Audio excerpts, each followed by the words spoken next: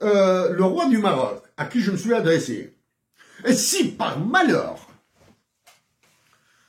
le représentant de l'ambassadeur du Maroc à l'ONU, ou bien si son ministre des Affaires étrangères critique mes mots, ou bien réagit à ce que je dis, je vais aller encore plus loin.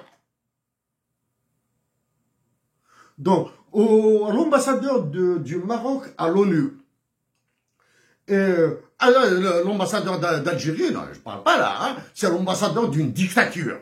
C'est l'ambassadeur de n'importe quoi algérien à l'ONU.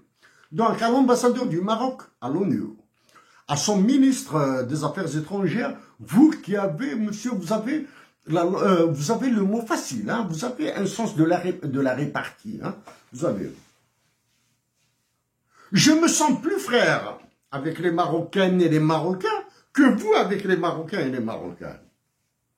Je dis que si je suis élu président de la République, première décision, je survalue le dinar algérien pour le mettre au niveau du dirham marocain, j'ouvre la frontière algéro-marocaine, je démilitarise l'ouest algérien,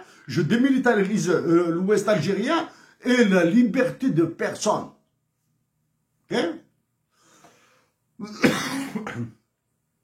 Je sais que ce sont les Marocains qui nous ont aidés durant la guerre de libération nationale. Je sais beaucoup plus de choses que vous.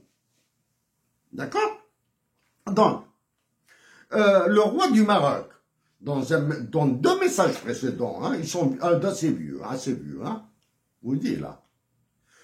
Ce qui s'est passé au Qatar, bombardé par les Israéliens, pendant que les Israéliens exterminent la nation palestinienne, vous donne la couleur, le goût de ce que subira le Maroc. Vous avez compté sur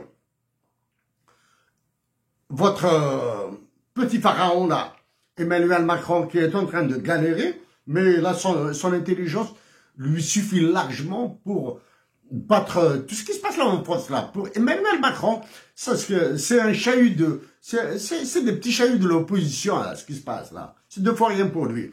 Donc, vous avez compté sur l'appui d'Emmanuel Macron pour vous donner le Sahara occidental.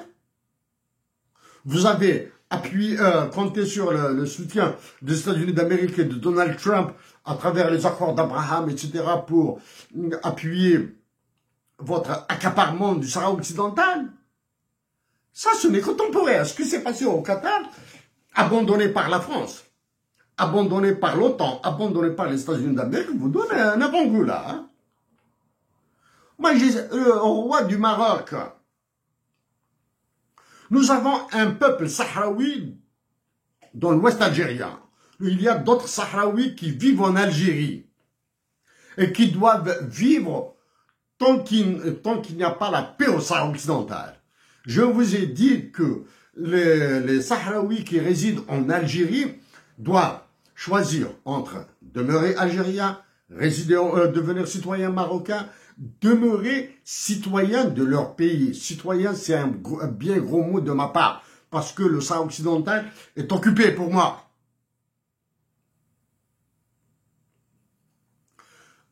Au roi du Maroc, je vous dis que je suis prêt à discuter informellement avec tout responsable là. Là, j'évite d'aller dans les détails là. Vous savez, les détails sont un peu plus complexes que ça là. Et vous êtes... on vous l'a dit.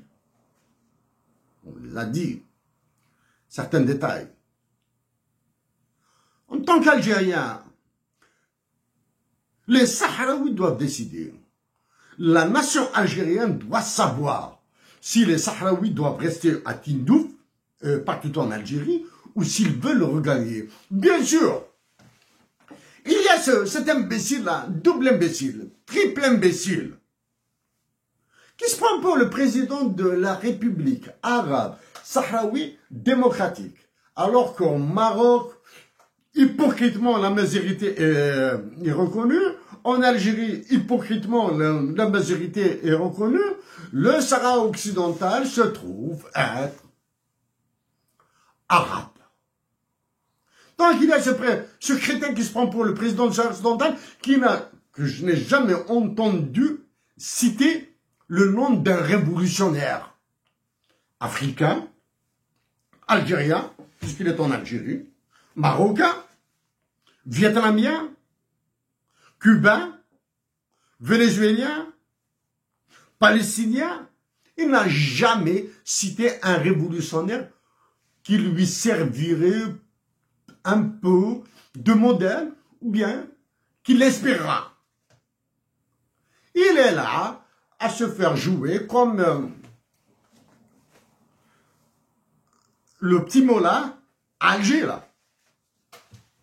Donc, la nation marocaine et la nation algérienne doivent s'envoyer dès à présent des messages de respect, de fraternité, d'amazérité, de tout, pour pousser ceux qui prennent la décision de s'entendre. Donc ça, c'est entre l'Algérie et le Maroc.